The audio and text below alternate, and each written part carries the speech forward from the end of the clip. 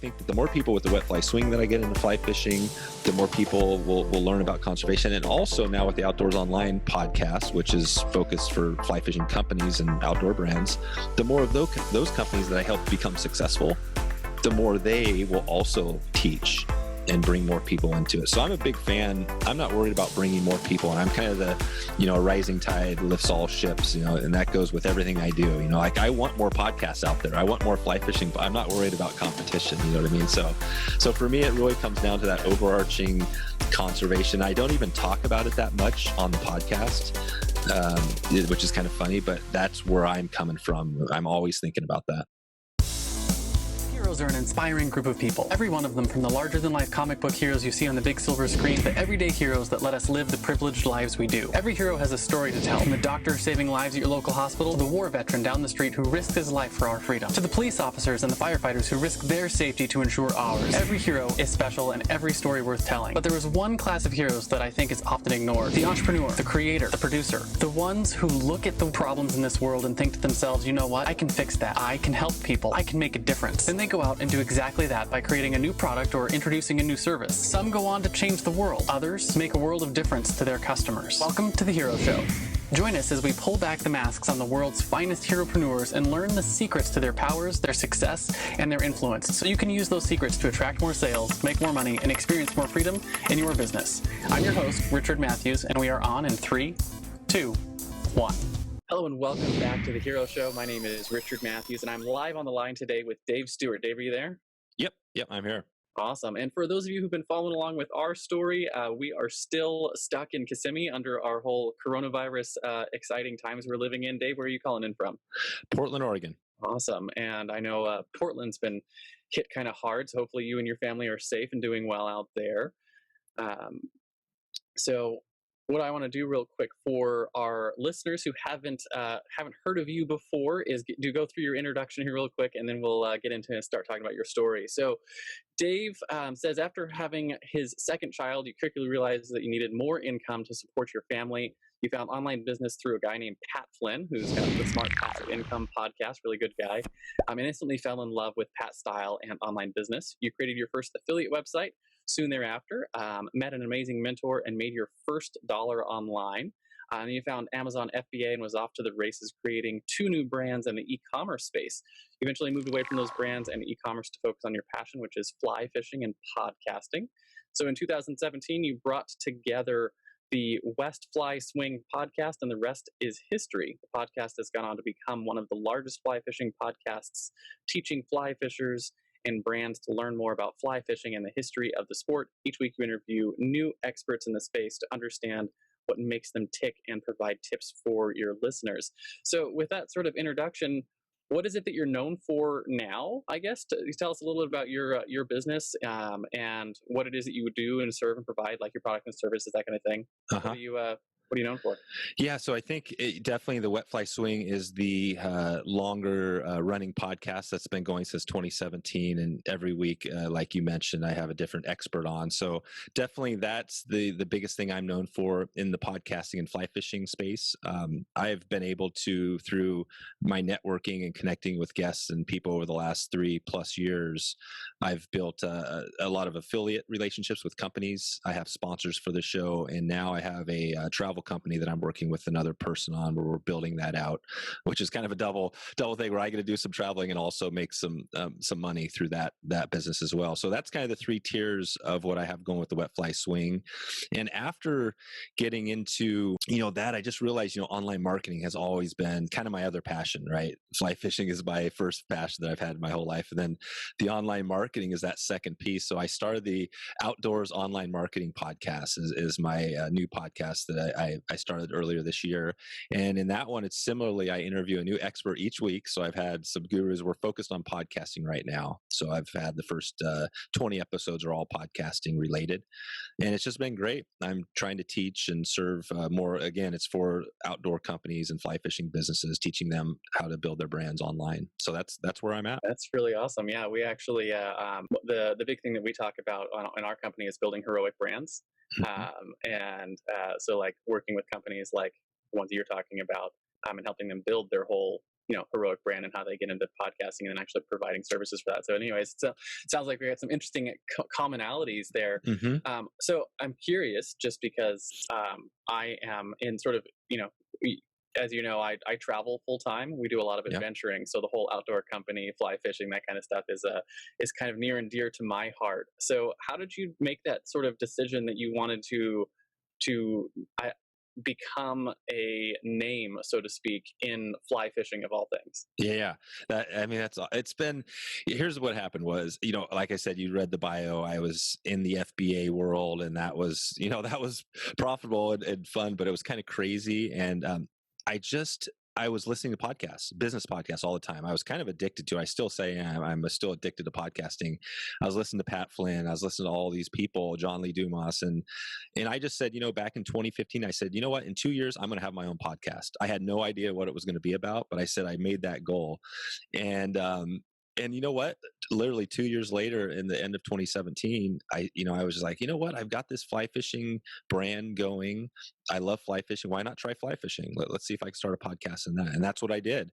And it, obviously, podcasting doesn't really take off necessarily like a hockey stick, but it has been growing steadily for the last 3 years. And it's my passion. I mean, that's the bottom line. I'm basically digging in my passion. The cool thing about fly fishing is a lot of the companies are really conservation minded and environmentally focused. So anytime I'm helping companies and people in fly fishing, I feel like I'm also helping the environment and kind of creating a better world. So that's why I do it. Yeah, it's got some ripple effects as well. And fly fishing is a very it's a very niche thing, right? It's not a big general. It's like people who are into fly fishing are into fly fishing.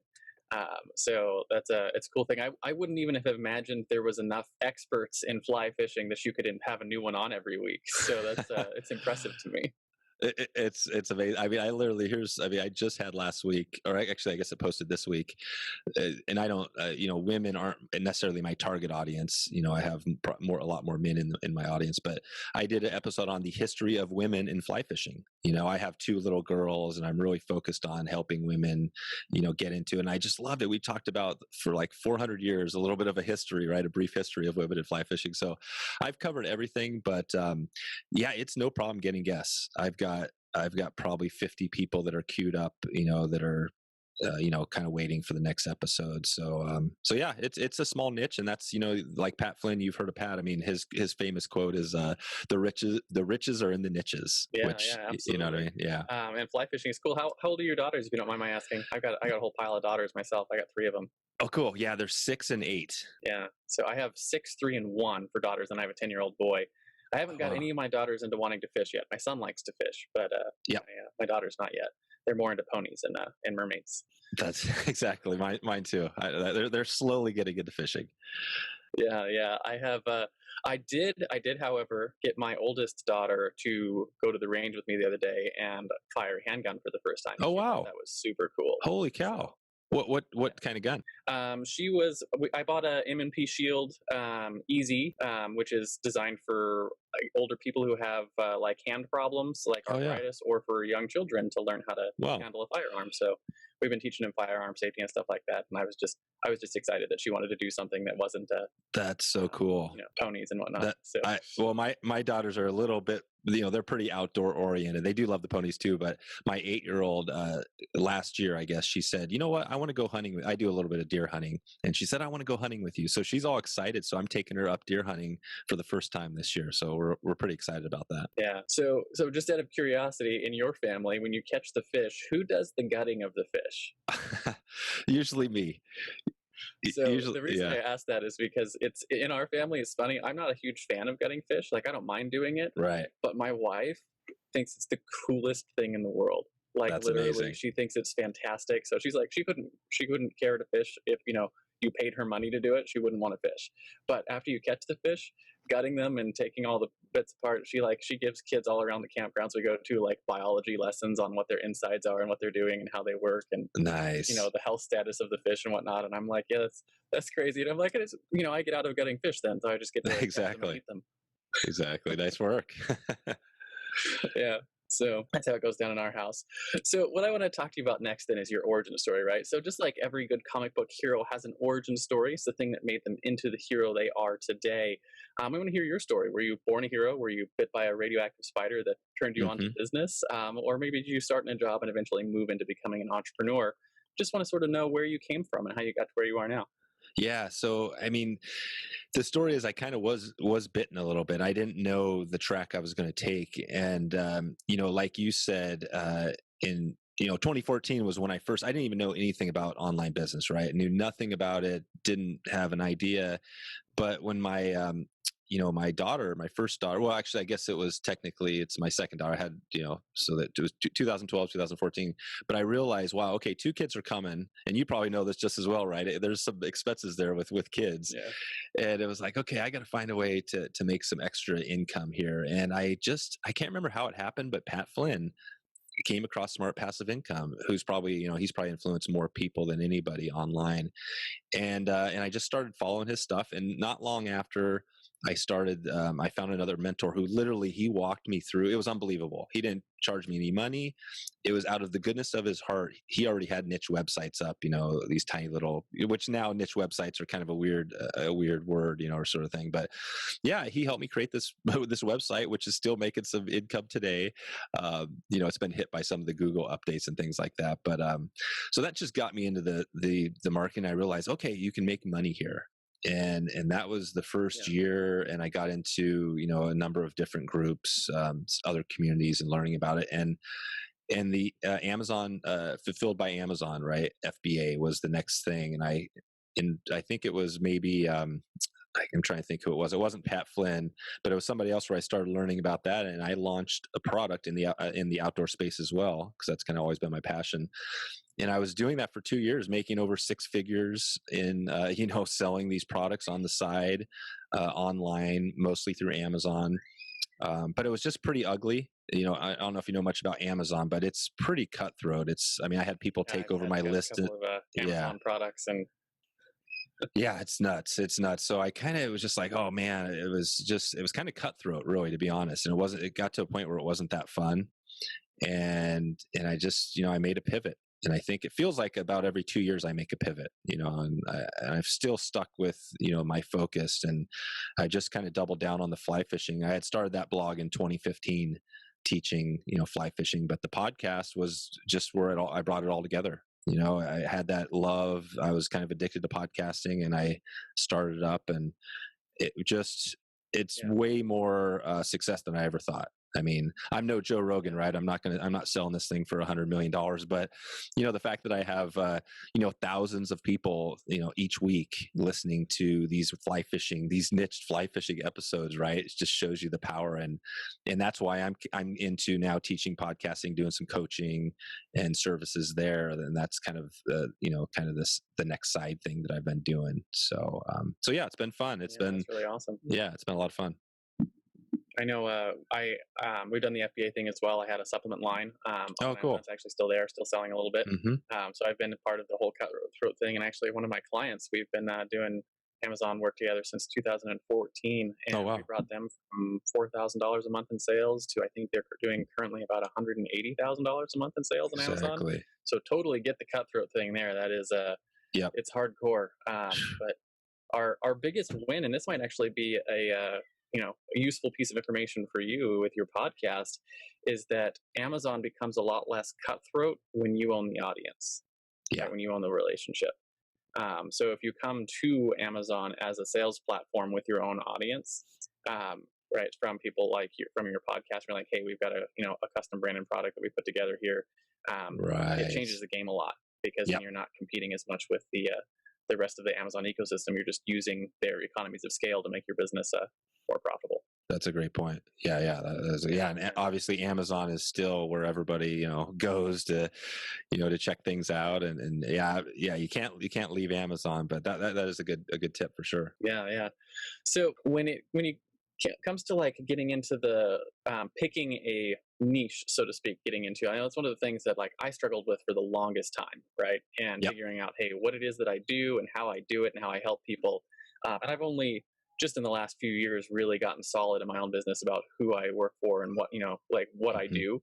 and having it not be like, hey, I do everything for everyone, um, which is a Yep. terrible place to be.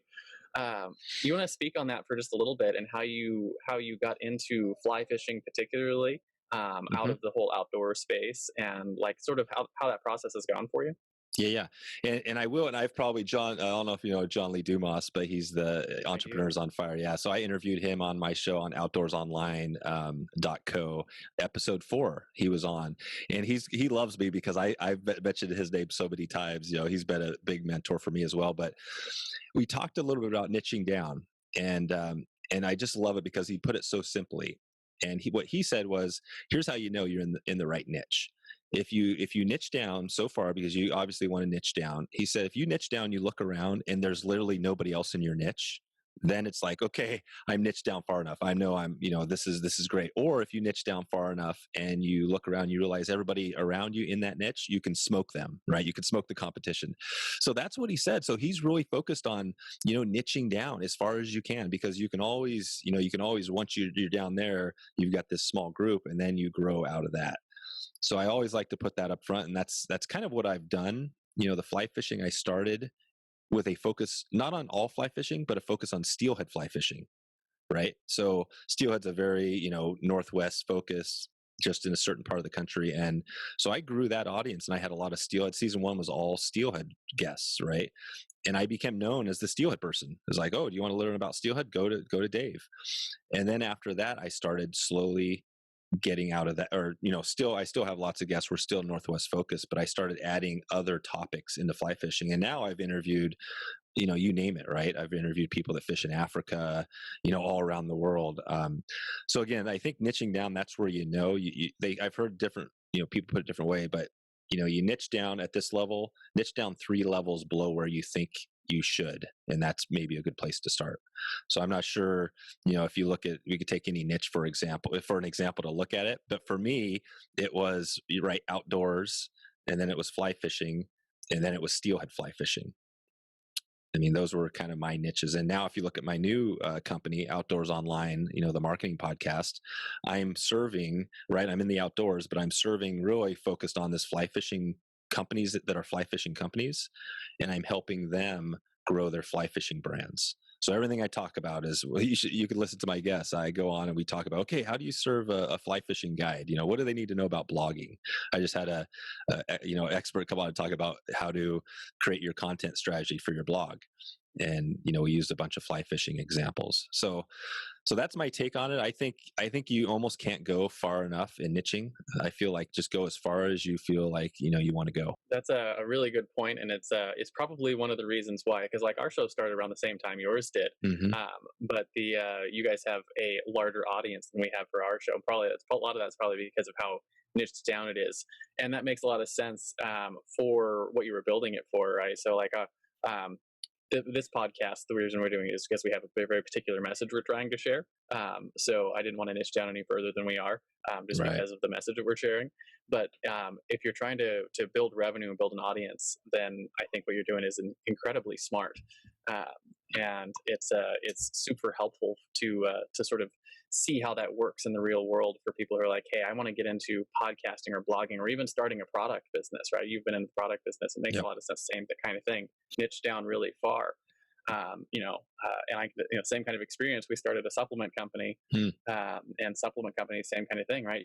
You release all these general supplements, and it's very difficult. When we started niching down to like, hey, we were serving essentially the stay at home mom, who's Hmm. like a conservative and is looking to like do, like we had very specific, like, hey, this is the person that we're trying to help, Exactly. and it helped grow the business a lot. Yeah. Um, so, and it also helped inform our marketing a lot too, because we could actually talk to that particular person instead of anyone, because the supplements would work for anyone, right? It's like, Yeah. that's not the point. Yep. So it's about the story you tell and who you're telling it to. Exactly. And you knew your avatar, right? That was that was the person, if you had to describe that exact person. I mean, that's another good tip that I think, if you have customers and things like that, you can talk to them, right? I mean, you've got people out there, but I think it's important to get out there and just talk to people. If you've got a podcast, who are your listeners? Who's the target audience, and focus on them and ask them what they need. And I've been doing that with this fly fishing. I've been doing coaching calls each week, interviewing some of these companies and asking them, what's your biggest struggle? And then I'm guiding some of the topics that I'm covering on the podcast. And eventually, this will be the product line down the line. What does this fly fishing company need to learn online marketing? What's the number one thing? And I can tell you, like a lot of people, right, they're struggling with their websites, SEO, all that basic stuff that a lot of people struggle with. That's what they need help with. So there potentially is a product there where I could be like, okay, Dave is the guy to teach you this. So yeah, that's how I always kind of frame it. Yeah, that makes a lot of sense. So my next question for you then is about your superpowers, right? So we say every iconic hero has their superpower, whether that's a fancy flying suit made by a genius intellect or the ability to call down thunder from the sky. In the real world, heroes have what I call a zone of genius, so to speak. It's a skill or a set of skills that either you were born with or you developed over time. That really energize all of your other skills, everything that you do. So this superpower is what sets you apart and allows you to help people slay their villains, so to speak, and come out on top in their own journeys. You have a superpower. With that framing, what do you think it is? Yeah. Well, I think it's, I'm not sure if it's coming through, but I feel like it's what we're doing right here. I feel like my superpower is the ability to just kind of the networking, however you want to put it. It's the fact that I really enjoy, podcasting just makes sense that I've kind of excelled in it, right? Because I love podcasting. I love talking. Like right now we're having this conversation. Some people are going to learn some things from it, but bottom line, I enjoy it. And I think that interpersonal thing, I've never found a person, to be honest with you, that I didn't enjoy talking with, talking to. And, we all have our politics, you know what I mean? We all have our politics and we have all that stuff. And we joke about it on the fly fishing show. It's like, okay, there's two things. If you're a fly fishing guide, you have these people on your ship, never talk about religion and don't talk about politics, right? Those are the two things because, it's like they create this thing, but I don't care, right? I try to stay away from that stuff, but bottom line is I enjoy talking to everybody. I just love it. And I think that is my superpower, that when people connect with me, they see my passion and they see that I just love kind of having conversations and teaching people. And that goes a long way. And I think anybody that's in business, if you're not going to events, if you're not networking, if you're not doing all these things, then you're missing out big time. You can't be, even in online, right? Online business, you have to connect with people. You can't just sit in your little silo and think that you're going to, create a business there. So like today, for example, I'm not sure if you've heard of BNI. It's a group. Yeah, so I just, I've never really. Yeah, exactly. They're. I just learned a little bit more about them and talked to another person, I think, recently on a podcast, and they noted that it was one of the biggest ways that it grew their business. And I thought, well, God, that makes sense. And so now after this, I'm going to be talking to them, about potential opportunities, right? So that's kind of how I do it. And I say, so that's definitely my super. If I had to pick one thing, it's that networking piece. Yeah. It's one of those things too that I have noticed in, like, I just, before I got on this episode today, one of my Facebook friends and business partners in a few different areas had asked a question. It was like, hey, if you could go back to your 20-year-old self and give them advice, what would you give them? Right? What would you say? And I was like, the first thing that I said was your network is your most important thing, right? And networking is not some like marketing term that you use. It's just a business term for building real relationships. Exactly. Right. Yep. Or building relationships in the business world. And that's it's one of those things that you have to actually care about the person on the other line. You have to actually care enough to listen to their story. And to ask them cool questions and then care enough to actually listen to their answers, right? That kind of stuff. Yep. And there's no secret to that, right? That's just it's how business has always been built. It's how it's always going to be built. It's I don't know. It's such a core aspect of who we are as human beings, right? I tell people all the time on this show that we're a story-born people, right? And we judge the depth of our relationships by how much of the other person's story or have been a part of. Exactly. So exactly. Yeah. And this is a good example, right? We're talking here, you have an interest in fly fishing.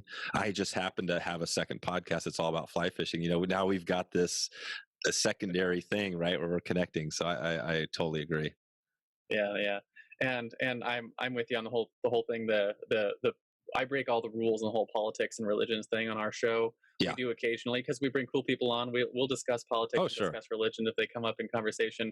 And I'm not exactly hiding the fact that I like our country. Oh yeah. Well, we all Uh, should. I just watched I was watching the Ken Burns, the Civil War documentary, just last week. You know what I mean? It's like our country has been through a lot of ups and downs, you know what I mean? And I think the thing that ties our country together is that I think most of us love our country, right? We love what it's about. And I yeah, think if you don't at least love that, then you're probably in the wrong place. yeah, that we're seeking to become more just and more Hmm. free and more equal opportunity for everyone who comes here. And I think it's a great mission. And we fail and we stumble, but we're working to make that better. And I think it's a cool thing. It's a cool experiment to be a part of, and I don't want to see that experiment die. So No, that's exactly. that's where I'm at on that. So the flip side then of your superpower is your fatal flaw, right? So every Superman has his kryptonite. Every Wonder Woman, if they can't remove her bracelets of victory without going mad, you probably have a flaw that's held you back in your business, something that you've struggled with. Maybe it's perfectionism. That's something I struggled with that keeps you from shipping. Or Yeah. a lack of self-care means you let your clients walk all over you. Or maybe it's something like being a visionary but lacking the discipline to implement, which are all things that I've struggled with. Yeah. But more important than the flaw is its rectification, right? How did you fix it? How did you work to overcome that flaw so you can continue to grow in your business? And hopefully someone in our audience might be able to learn from your experience in that. Yeah. Yeah, it's for sure. I mean, there's a lot. Everything you just said, I will say, yeah, ditto. But it's doing too much. It's Okay, I not. bet.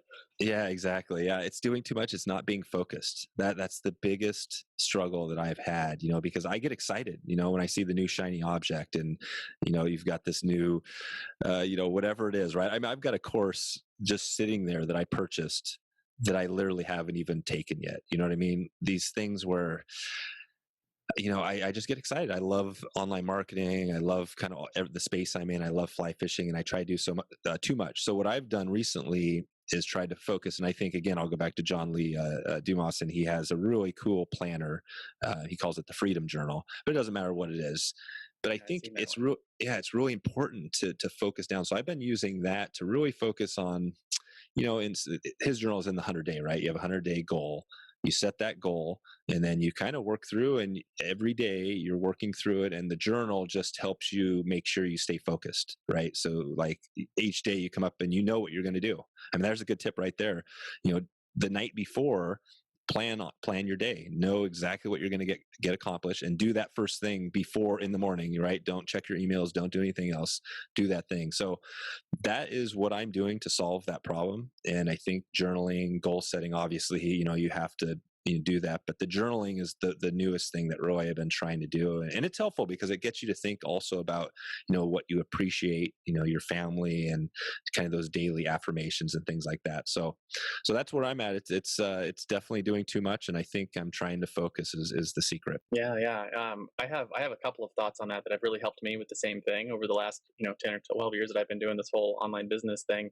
The first one that has really helped me the longest probably was um, a specific having a specific goal that I wanted in my life. That was like it wasn't a monetary goal, it wasn't a lifestyle goal. It was something that I promised my wife when we had kids, and I was like, hey, I want to be at home every day for Yeah. lunch with my kids. It's like it was a thing I wanted to be able to do, right? Because most dads get to have breakfast and/or dinner with their kids, but very few get to have lunch with their kids every Yeah. day, and I wanted that. And so whenever I was looking at things that I could do or add or change my business, the question I always ask myself is, does this equal more lunch with time with my kids or less? That's awesome. And it really helped, cut out a lot of things in my Hmm. life. And I even changed entire business models where I'd get going, building something and realizing that, hey, if I keep going this way, I'm going to lose lunchtime with my kids. Hmm. Right. So I had to change and shift because that was sort of my canon against, that I was measuring everything against, was whether or not I get to, be at home and have lunch with my kids. And now, for the last 3 years, I've been traveling full time with my wife and kids, and we've had lunch in all sorts of cool places. So um, that's been an important thing. But sort of second to that sort of falls in the same line of thinking is this idea that um, something we talk about on the show all the time is giving yourself permission to play. And what I mean by that is that your work does not get better the more of it you do, right?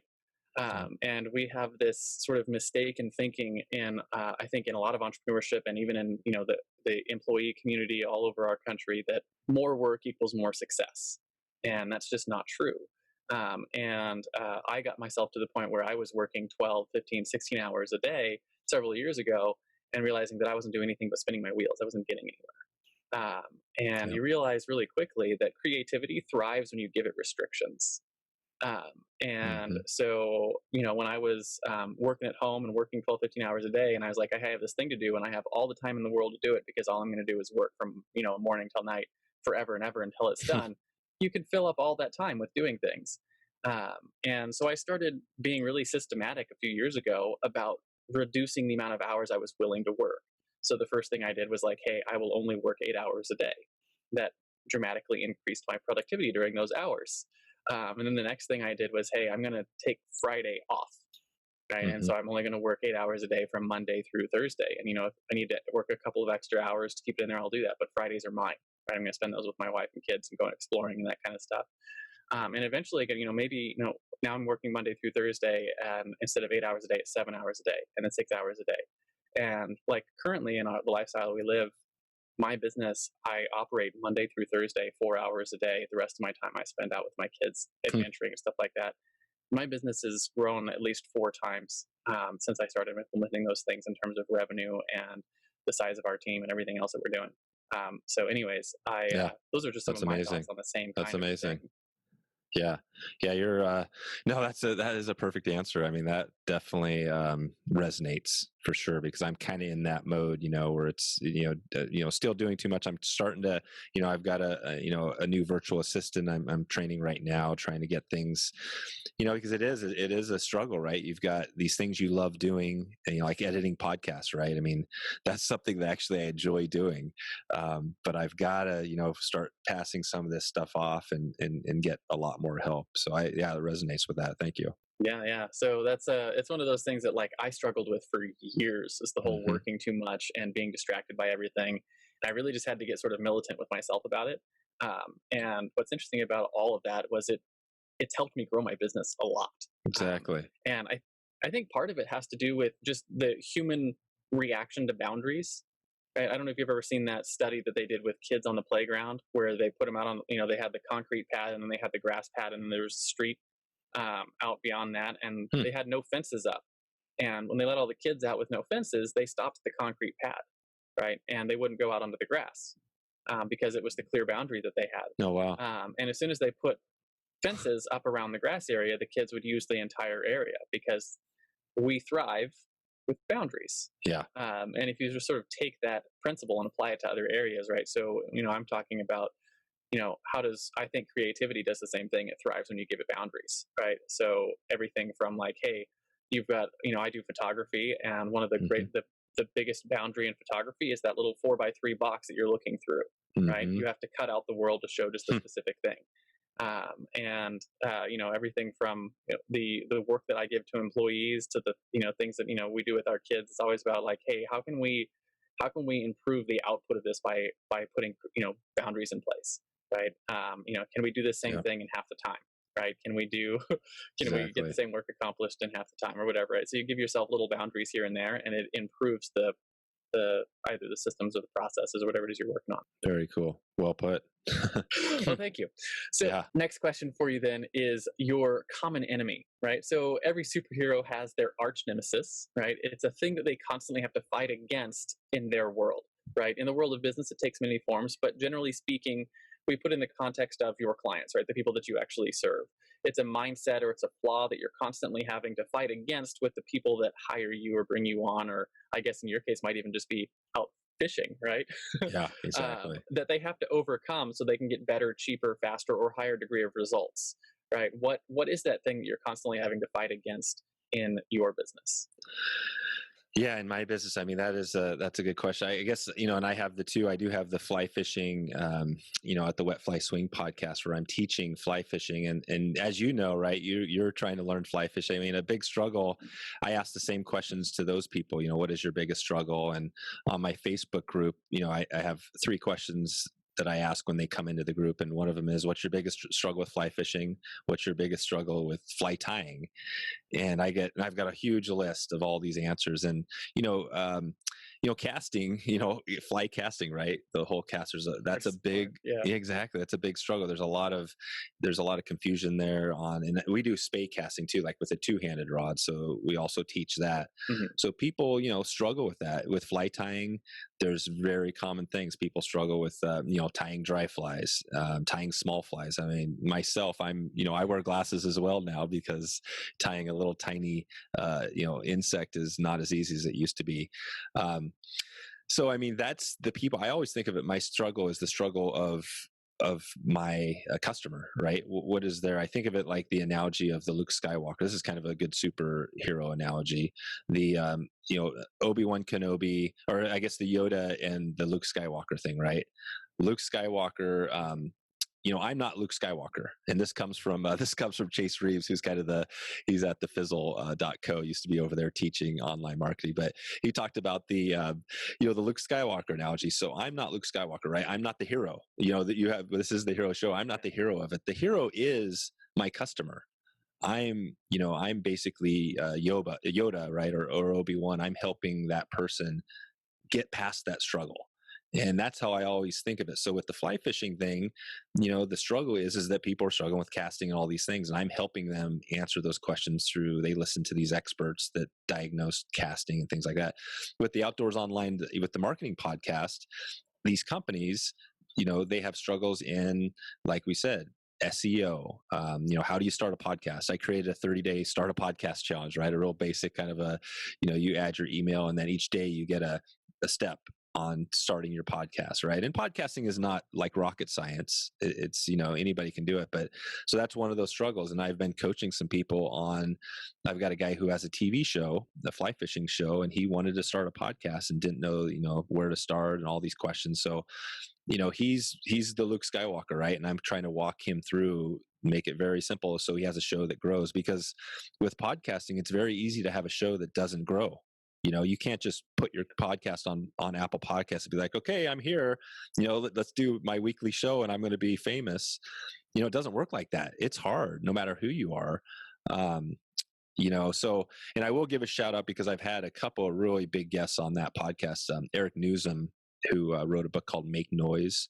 It's one of my favorite podcasting books, and he's the guy that was big part of the NPR podcast back in 2005 when podcasting was getting going. So he knows, and he teaches podcasting for like New York Times and Nike and some big companies. And he talked about a lot of these things that we're saying here, is that podcasting kind of comes down to a straightforward answer. With podcasting, are you curious about your topic? Are you passionate about it, right? You hear the passion a lot, but I think that's the bottom line. If you're not curious and passionate about your topic and podcasting, then you're probably not, you probably don't have the right topic. So those are some of the things I try to throw out there, to my people. And I'm not sure if that exactly answered the question, on tap, but that's kind of where I focus it. Yeah. Actually, I have two thoughts on that. First one on the actually struggling with things like casting. With your clients, I think it's really smart, one, that you ask to find out what your audience struggles are, and then you answer them. That's a really smart thing. Personally, I struggle with casting as well. I'm still in that process where I'm learning how to do the whole back and forth thing. Yep. And actually get the fly to like land on top of the water. Exactly. And I'm only getting it to land on top of the water about half the time. Yep. Yep. Well, here's a quick tip for you, just for the fly fishing. Not that we're going to dig into fly fishing, but for casting, you could think of the analogy, a good analogy to think about. And I've had a bunch of people talk about casting, but think of it. You have a paintbrush in your hand with wet paint on it, and what you need to do is take that paint on it, and you're going to flick it at the wall without dripping any. So think about that. How do you do that? Flick, right? That's the motion you want with your cast. Okay, that makes sense. So you got to have, with casting, if you don't have a lot of people screw up is they don't stop. They kind of do this. There's no stop. You got to really, and be forceful. You got to boom, boom, stop, boom, stop in the back, stop in the forward. You know what I mean? That's how you get the line speed. I mean, these rods we have are super powerful, and so you can't be afraid to really set, you got to set that up. So just remember that. If you don't remember anything else, remember that little, that analogy of the paintbrush. That's actually a really good analogy for that. It is. Well, who came up with that is Lefty Kreh, who's probably, he's passed away now, but he's one of the biggest people in fly fishing, in the history of fly fishing. And that's his quote or his analogy. Yeah, that's really cool. And then on the second part, which is helping the businesses and learning how to getting them started on the things that they're struggling with. That's actually, I think it's really important for, especially for people that are serving a community like that. Is I just wanted to draw that connection, that what you're doing in both spaces is you're finding out, hey, what's the problem that you have, and then how can I solve it? Right? How can you come up with ways to solve that? Whether that's putting together a 30-day guide or bringing experts on to help them teach those kind of things. I think a lot of businesses make the mistake of like, hey, I'm going to create a product and then I'm going to go and try to find an audience, right, for that thing. And what you're talking about is the opposite. Was like, hey, here's a problem that our audience is already having, and how can we bring a solution to that? Right, a creative solution. Exactly. It's a really important point that I don't want anyone who's listening to miss. Exactly. Yeah, that is the key. That is the key point. Yeah.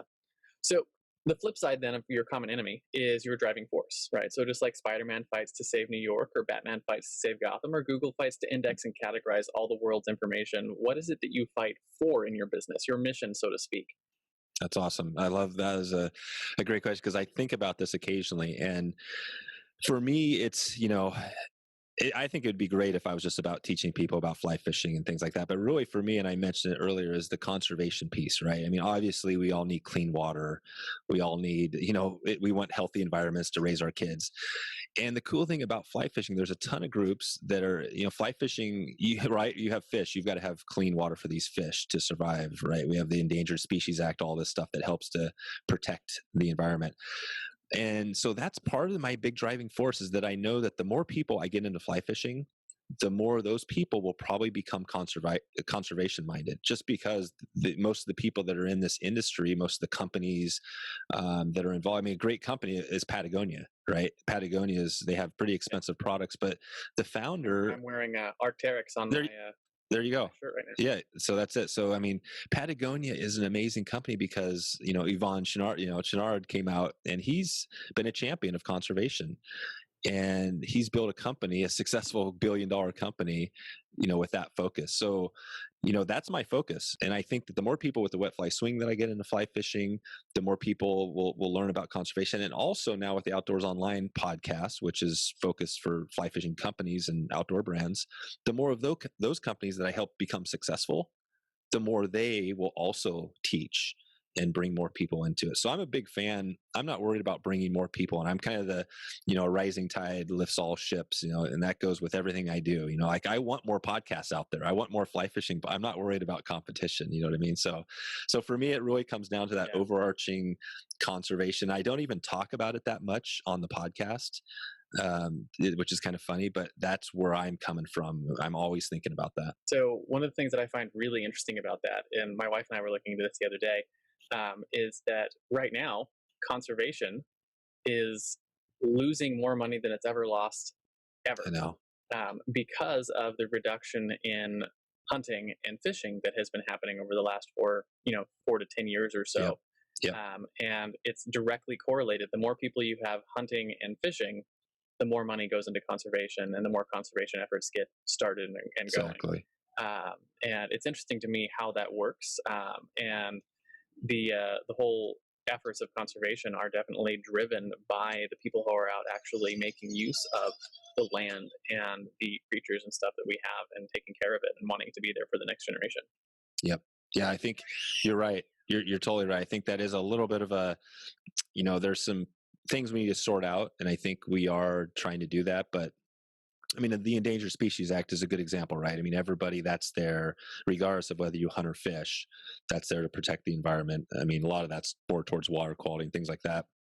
But I think that we are going to move more towards getting away from that model where the hunters and fishermen are paying for the conservation, because I think that everybody should be paying a little chunk of that. You know what I mean? Like, shouldn't we all chip in to help protect fish and wildlife and natural resources? So I think as time goes on, and we're seeing it, species are going extinct. We haven't stopped species from going extinct. I mean, as more people are on the planet and in the country, we still have issues. So I think that ultimately, as those numbers, like you're saying, the last 10 years, it's been kind of getting out of whack. As that gets worse, I think we will find ways to go to the general public and get money from them, or more money. You know what I mean? I think that's really the only solution. Yeah. So one of the things, and this is just a thought process in my I have no idea if this will work or not, but one of the things that I noted when I was running my Amazon brand was that when we attached a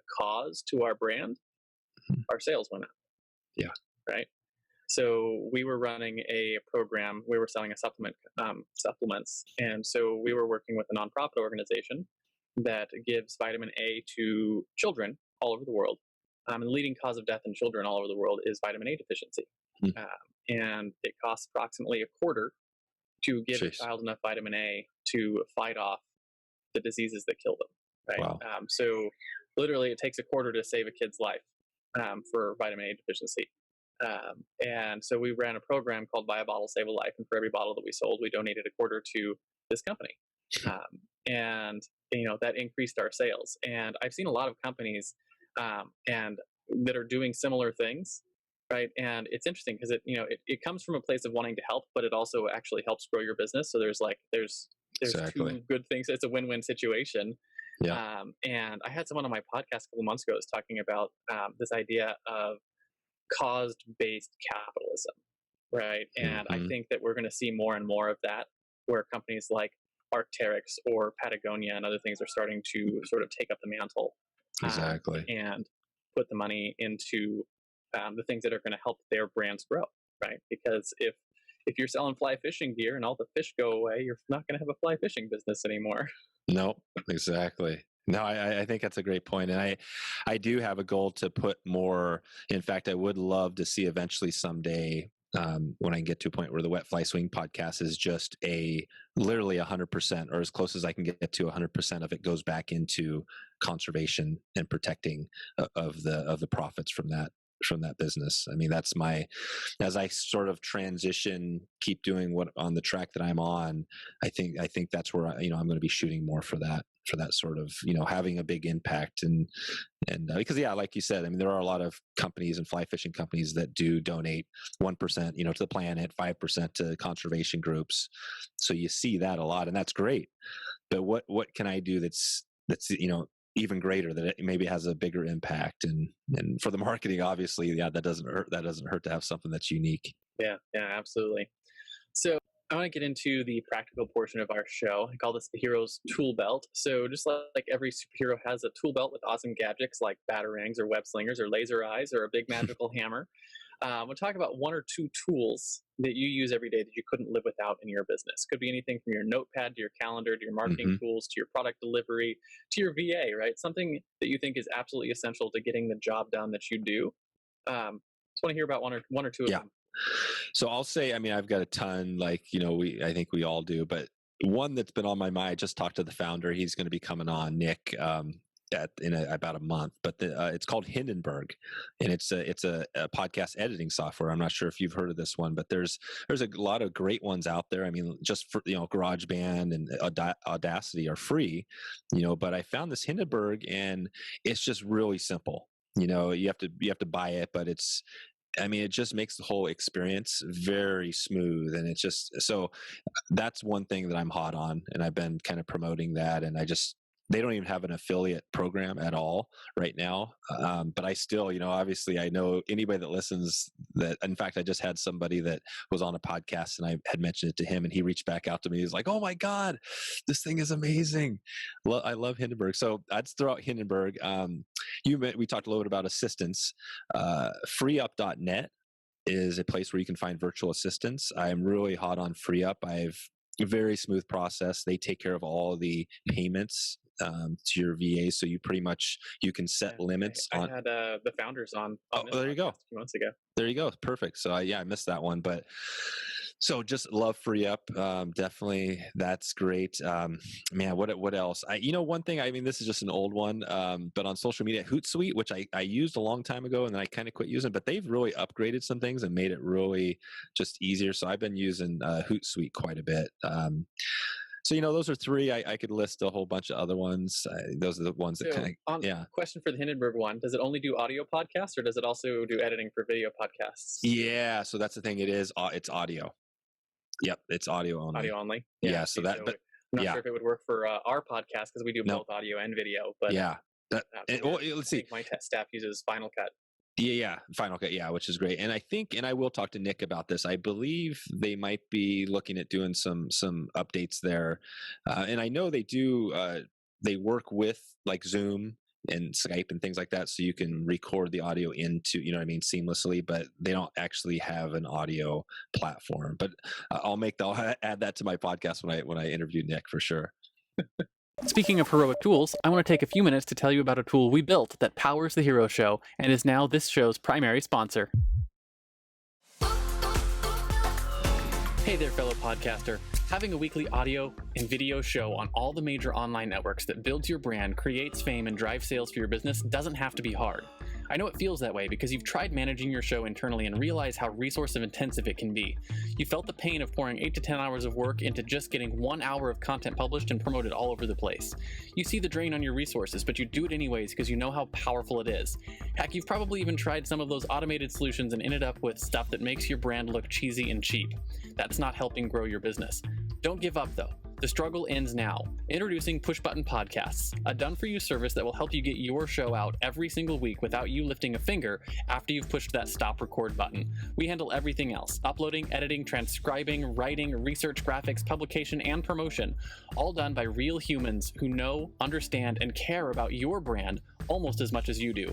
Empowered by our own proprietary technology, our team will let you get back to doing what you love while we handle the rest. Check us out at pushbuttonpodcast.com/hero for 10% off the lifetime of your service with us and see the power of having an audio and video podcast growing and driving micro celebrity status and business in your niche without you having to lift more than a finger to push that stop record button. Again, that's pushbuttonpodcast.com/hero. See you there. You're listening to The Hero Show, unlocking the power of influence and success. So just a thought for you. You mentioned FreeUp. The founders of FreeUp, they've since sold the company, so it's running on its own. They started a new company called Outsource School.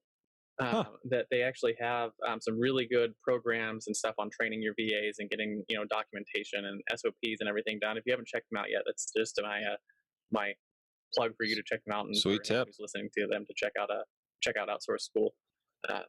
And I don't get any affiliate stuff for that either, but anyways, they got good stuff. Why did they? I'm just curious on selling it. I mean, obviously they did a good job. Was it just a point where they felt like now's the time to kind of do something new? If I understand correctly, they enjoy the process of starting and growing businesses until they get to a certain size. Yeah. And that's where their zone of genius is in. Yeah. It's in getting it up and going and running to a point where it's sellable. And then they start their game over. Totally. This is what I love about podcasting. This is one of the things, right? I mean, we're just chatting here, but now I have another episode I can add to the queue, and it's just a cool thing, right? It's that whole thing where we're connecting, and I probably will have those guys on my podcast down the line as well if it works out. Make an introduction for you. It's Nathan and Connor. They're really good guys. Oh, cool. For what they do. So perfect. Cool. Well, next question for you then is about your own personal heroes, right? So every hero has their mentors, right? Frodo had Gandalf, Luke had Obi-Wan, who we talked about earlier. Robert Kiyosaki had his rich dad, and Spider-Man had his Uncle Ben, right? Who were some of your heroes? Were they real-life mentors? Were they speakers or authors, podcasters? You mentioned Pat Flynn. Yeah. Or were they peers who may be a couple of years ahead of you? And how important were they to what you've accomplished so far? Yeah, that's, I mentioned a couple of them, at the start way back in 2014 when I was getting going. I'm trying to think now the name of the website. And again, it shows you how long it's been since I've been disconnected from that whole kind of some of the affiliate, kind of the niche website stuff. But that person I ran into, what he showed me early on was, and Pat showed me this too, he had his income report, right? This really transparency and that thing. So, but he showed me that the online business it's not all this spammy stuff, right? Because I think some people think about online marketing, and when online marketing is done incorrectly, it is spammy. It's crap. Like nobody likes to get spammed, but when you do it right, online business and marketing is a great thing, right? Because you're serving people and you're helping people. And this guy just showed me that he came out of the goodness of his heart, and showed me how to create this whole thing. For a year, he walked me through this whole process of creating niche websites. And so it just taught me right away, like, okay, there's great people in this space. And then I ran into Pat and, Jamie Masters and, John Lee, a lot of these people that I still kind of connect with. And I kind of always go back to Pat just because he's the guy, the first guy, the big guy that I really connected with. And now he's, obviously created this big, this podcasting empire, so I kind of go back to that as an example. My family, my dad, I guess that you can't go wrong there. My dad was a fly fishing guide. Right. So I grew up since I was a little kid on the river, right. So I wouldn't even be here doing any of this if it wasn't for my dad teaching me about it. And now with my kids, I'm doing the same thing, right? We were just on the river this last week. And so, obviously family is the most important thing. And, who else? There's probably some big people that are out there that I could probably name, but, I noted Yvon Chouinard. That whole thing on what he's done is just, inspirational. Think about that. He's, regardless, everybody said, think about organic shirts, right? Everybody was like, or when they started doing that 20, 30 years ago, they're like, organic shirts? What are you talking about? That's ridiculous. And he's like, no, this is the right thing to do. I don't care what anybody says, we're going to do this. And now, right, everybody has organic shirts. So definitely a big person there. So yeah, I think those are the people that really come to my mind, kind of that help me guide my thoughts. So just a thought on the whole organic shirts thing. One of the things that's have you ever heard that phrase, be the change you want to see in the world? Yeah, I've heard that. Yeah. So I don't think there's anything wrong with that, but I think a more effective method of that is to create the demand you want to see in the world. Yeah. And because it's a very entrepreneurial thing, and just as an example of that, right? So Patagonia and creating the organic shirts, part of that is once you create the awareness, you sort of create the demand, and the demand goes up. One of the best stories I think of that is if you look at Chipotle. So Chipotle, when they started their business, their history is really, really cool and fascinating, right? They started, I think, in Denver.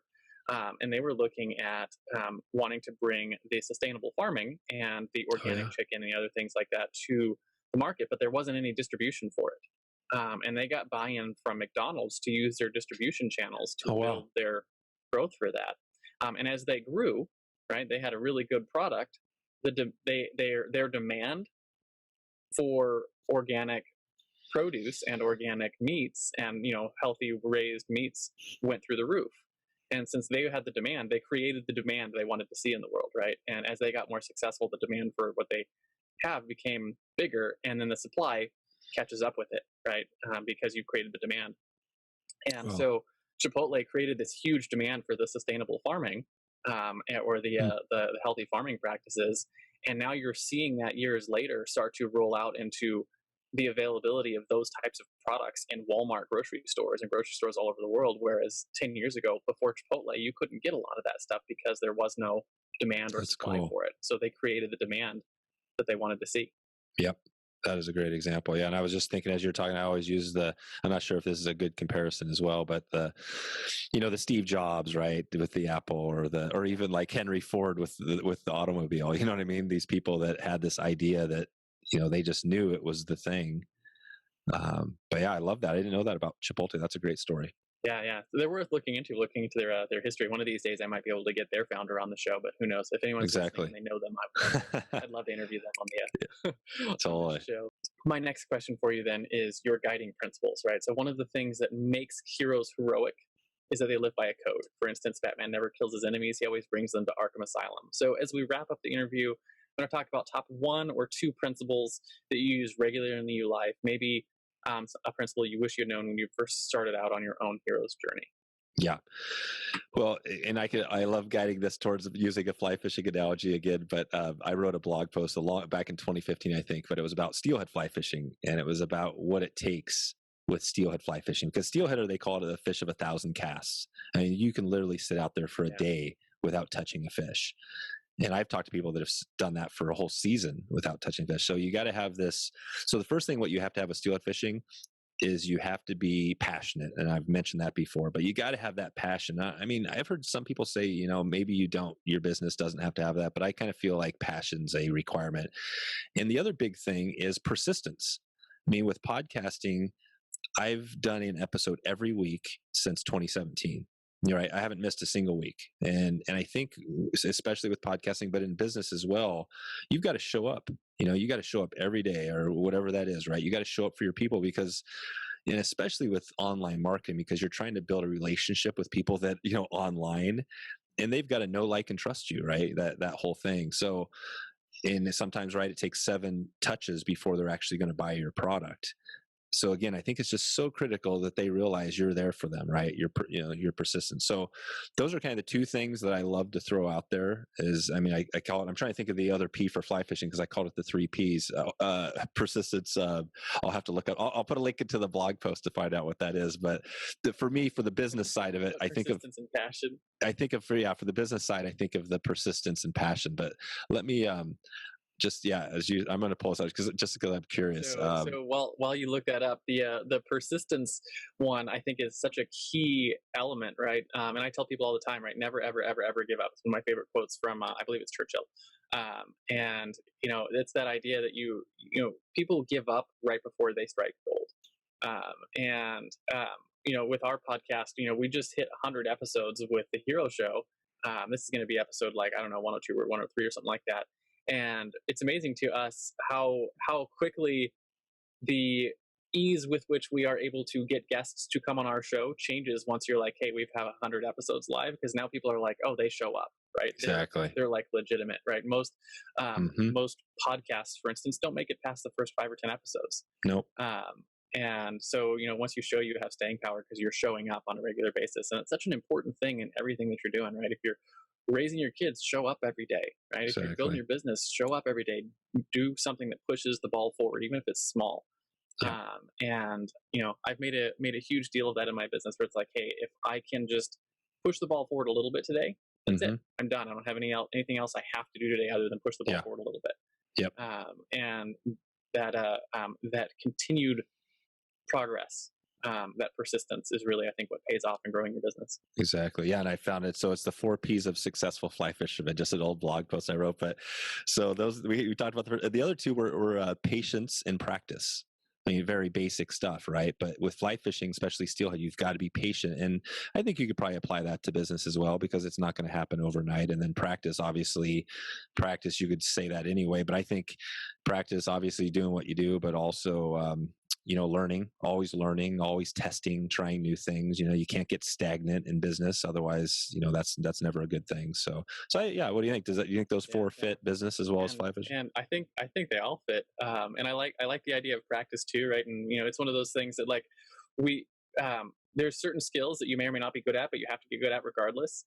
So things like we talked about networking and communication and, getting on and doing like interviews like this, exactly. Being able to handle that in your business is such an important skill. And I remember realizing that when I was a young kid. So I was probably in 10th or 11th grade. I was an introvert as a kid, didn't like talking to people and didn't want to have interactions and relationships with people. But I remember, really specifically, I was in a religious lunch group that we got together once a week and talked about some things. And the guy who was in charge of that was really impacting people's lives. He impacted my life a lot. And one of the things I noticed about him was that he could have a conversation with anyone. And I remember thinking to myself, the reason why he can impact all the people that he does is because he's willing to, say hi to anyone and actually have that conversation and learn how to build relationships. And I was like, that's a skill I need to have, and I need to get over this whole I'm an introvert thing. And I think a lot of people they put on that I'm an introvert hat as an excuse to not get good at skills that you need to practice, right? Exactly. And I have over the years gotten to the point where I'm really good in a social situation, right? And I get to the point now where the difference between someone who's an introvert and an extrovert is where you get your energy, right? And I'm one of those people that if I go into a networking room and talk with a lot of people or do interviews like this all day long, I'm done. I'm burned out. It saps me of energy, which is fine. I can still do it though, right? One of my best friends and business partners is the other way around, right? He's an extrovert all the way, and he goes out and he gets energized by that kind of stuff. And if you get him into a networking room, by the end of the night, he wants to go and party. Totally. Right? See, that's it. But yeah, I hear you. Practice. You have to practice at getting good at it. I'm the same way. So I think I am more of the extrovert. I think I do get the energy from. I think if I could do these things all day long, I think I would be good. I'd be good with it, and then I'd probably take it into the evening as well. So, no, it's a good point. I love that. The 4 Ps of successful business, I guess we could call it. Yeah, it sounds like you need to rewrite the blog post for your new brand. Exactly. That's a good idea. So that wraps up our interview. But I finish every interview off with a simple challenge. I call it the Hero Challenge.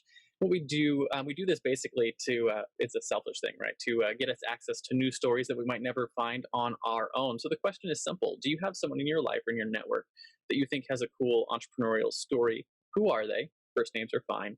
And why do you think they should come share their story on our show? Man, yeah, there's so many. Who comes to mind first? I mean, I think, the first person that comes to mind is one of my recent guests, Nick Loper. He has the Side Hustle show, Side Hustle podcast, and he's like a serial, side hustler entrepreneur, and he's built this business. He's been podcasting since I think 2015. But I interviewed him, and he walked through. We talked about, all the similar things we're talking about here, but I think that guy just. He brings it when he comes on. He's got this, some people call it a cult-like following of his side hustlers, Side Hustle Nation and stuff. So I would recommend, I think he would be awesome for your show because the questions you ask here, I would love to hear him answer some of these questions.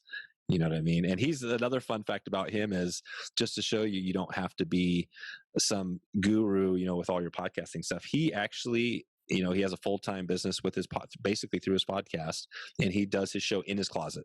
Right. He does, because the closet is actually a good studio for sound. Right. And I've heard other people that do it in the closet. And so anyways, just a little fun fact that Nick Loper, one of the big side hustle guys online, does his podcast in the studio closet. So yeah, I'd shoot for him. But if you need other names of people, I've got a whole bunch of other ones. Perfect. We'll see if we can connect afterwards to get him on the show. And just as a side note for all of our audience, I used to be called as a teenager closet boy at home because my computer and my desk was in the closet. Oh, awesome. A lot of work in the closet back when I was in high school.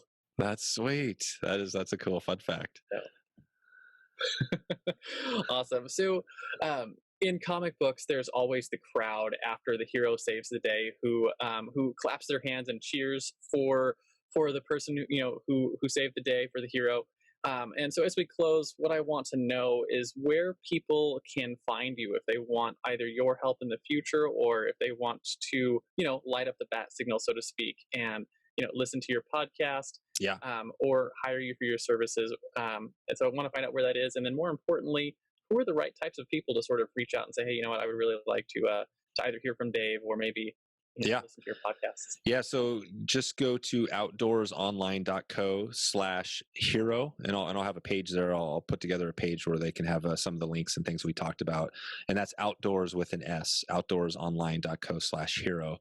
And I'll have a link where they can get in touch with me. So for me, I think anybody that's interested in, starting a podcast, if they need help with editing, if they need any help to get going, I mean, obviously, if they have a fly fishing business, outdoor company, that really hits home. But, the guests I've had on, if you look at my past guests, I've had everybody from Instagram experts to bloggers to, somebody talking about virtual assistants, and a lot of podcasting experts. A person talked about mastermind. So, if you're interested in online marketing and learning from some of the best, out there, then I think I can help you. I think some of the guests I've had on can help you. And so, yeah, that's where I'd send them.